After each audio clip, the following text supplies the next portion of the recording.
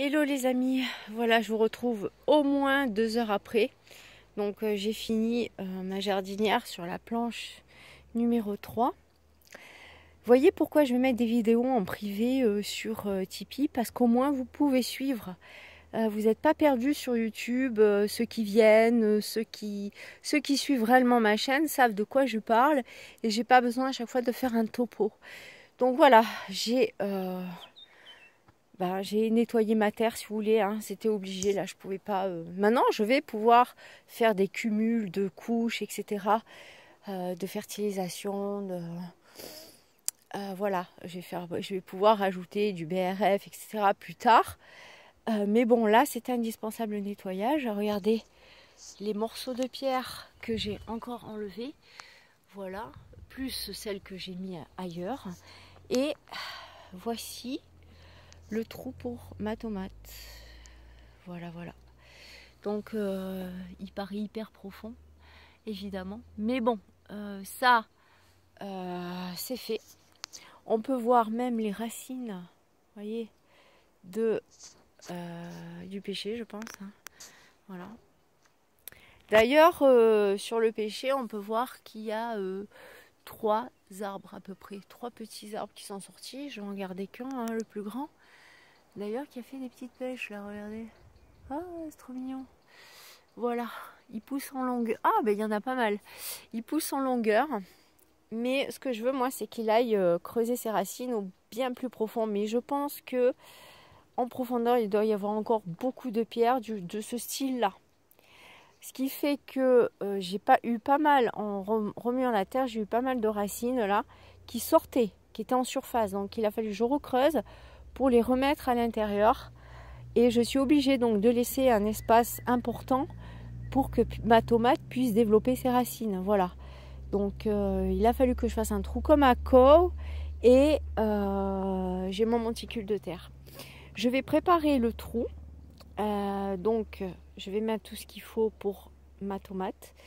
Je ne vais pas la planter aujourd'hui parce que je trouve qu'il fait frais. Donc je vais préparer déjà ça et puis je mettrai plus tard.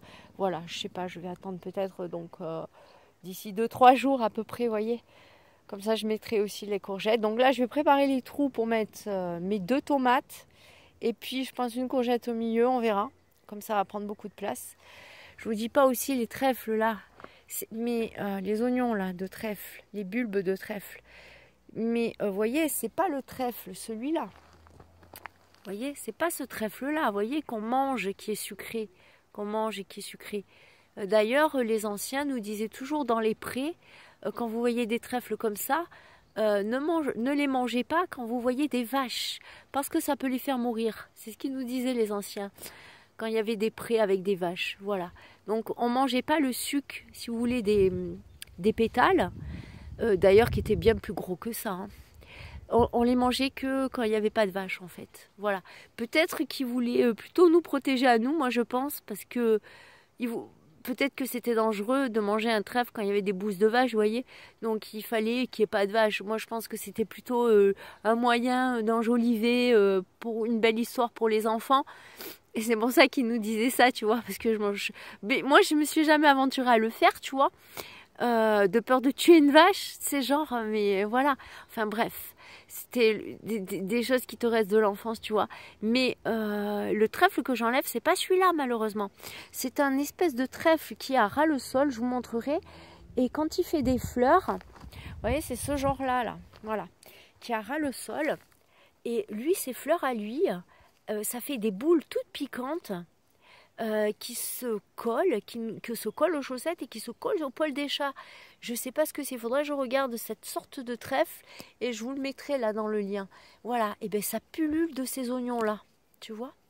Par contre après il faudra que je vérifie parce que j'ai des poireaux tout fins qui font des oignons avec le petit oignon en rejeton et j'ai l'impression que c'est des poireaux perpétuels, pourtant ils sentent pas.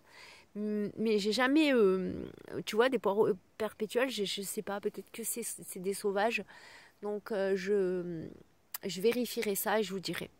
Voilà les amis, donc je vous dis à plus tard.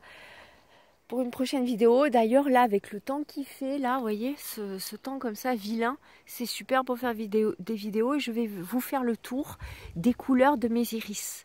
Voilà. Et ah ben, je crois que je me suis répétée, non? Et en même temps, donc comme ça, je vais les noter, celles que j'ai hybridées. Oui, je pense que je l'ai déjà dit. Mais c'est pas grave, les amis. Bon, hein, on se fait vieux, c'est l'âge. Bon, allez, je vous dis à plus tard. Je vais finir ça. Parce que j'en ai encore pour au moins bien une demi-heure, 1 heure. Même à filmer et tout. Bien 2 heures encore dans le jardin. Je vous dis à plus tard pour une prochaine vidéo. Je vous montrerai la prochaine vidéo aussi les sortes de blettes que j'ai. Je crois que j'ai 3 sortes de blettes. Voilà. Ou 4. Parce qu'il y en a une sauvage même. Voilà. À plus tard. Ciao.